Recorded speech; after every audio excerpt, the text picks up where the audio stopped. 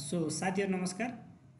आजको भिडियोमा हामी पछिल्लो भिडियोमा त हामीले हेर्यौं तपाईले टीआई रेस्टुरेन्टलाई ब्रान्डेड एपको रूपमा वा आफ्नो रेस्टुरेन्टको कस्टम एपको रूपमा आफ्नो युजरलाई प्रोभाइड गर्ने वा युजरले मेनु सर्फ गरेर dine in delivery take away लिनको लागि इजी हुने एप कसरी इन्स्टल गर्ने भन्ने त हामीले हेर्यौं। सो अब टीआई रेस्टुरेन्टलाई नै आज कसरी तपाईले इजीको लागि प्रयोग गर्ने। सो पछिल्ला समयहरुको तपाईहरुको गुनासोहरुलाई मध्यनजर गर्दै हामीले यो समस्यालाई पनि सेम पीडब्ल्यूए फ्रेमवर्क मार्फत समाधान गरेका छौं। त्यसको लागि तपाईले सिम्पली ti-restro.com को वेबसाइटमा जानु होला। वेबसाइटमा गएपछि तपाईले आफ्नो रेस्टुरेन्टको युजर नेम क्रेडेन्शियल्स हालेर लगइन गर्नु होला।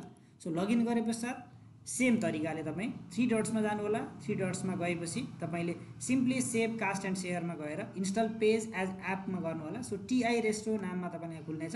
सो तपाईले इन्स्टल गर्नुभयो भने यो टीआई रेस्ट्रोको नाममा इन्स्टल भइसकेको छ एप। तपाई यहाँ देख्न सक्नुहुन्छ TI restro would like to set up on your task bar.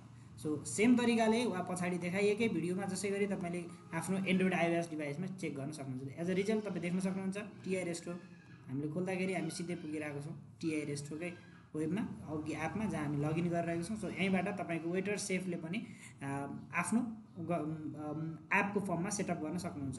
Further तपाईलाई आइओएस र एन्ड्रोइड कसरी गर्ने भन्ने पनि हामी जानकारी गराउनेछौं। अब भने हामी टीआई रेस्टोलाई मेन एप्लिकेसन्सलाई नै तपाईले दैनन्दिन प्रयोगको लागि एन्ड्रोइडमा कसरी इन्स्टल गर्ने वा कसरी सेटअप गर्ने हामी हेर्नेछौं। सो सिम्पली त्यसको लागि क्रोममा जानेछौं।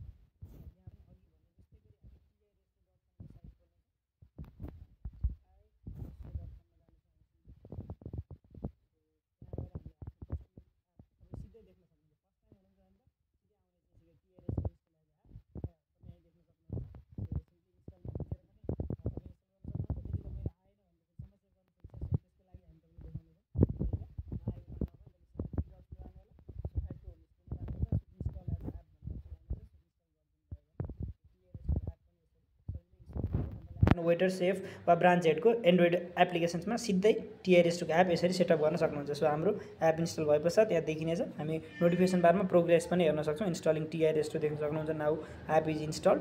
I think those secret things are was checking. Now you can see that like TI resto फेरि अवेलेबल भइसकेको छ र यति गर्यौं भने सिधै टीआई रेस्टोको मेन एप्लिकेसन्स आरामसाथ तपाईकोमा खुल्ने हुन्छ। सो अब तपाईले सिम्पली आफ्नो युजर नेम र पासवर्ड त्यहाँ दिनुपर्ने हुन्छ। दिएर तपाईले सबै order print waiter app safe app सबै त्यहाँबाट चलाउन सक्नुहुन्छ। सो अब हामी आइओएसमा कसरी गर्ने पनि हेर्नेछौं।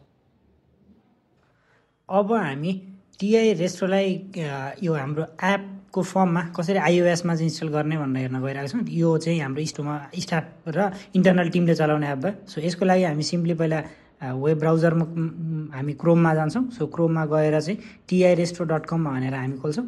सो तपाईले युजर नेम क्रेडेन्शियल आफ्नो राखेर लगइन गर्दा पनि भयो, नत्र होइन भने सिधै माथि देखाए जस्तो यता साइटको बारमा गएर तपाईले थोरै स्क्रोल डाउन गर्नुभयो भने तल देखिएको एड टु होम स्क्रिन भन्ने देख्न सक्नुहुन्छ। त्यसपछि तपाईले एड गरिदिनु होला। आफूले नयाँ दिन चाहेको नाम डिफल्टमा टीआई रेस्टो हुन्छ र यसरी तपाई देख्न सक्नुहुन्छ।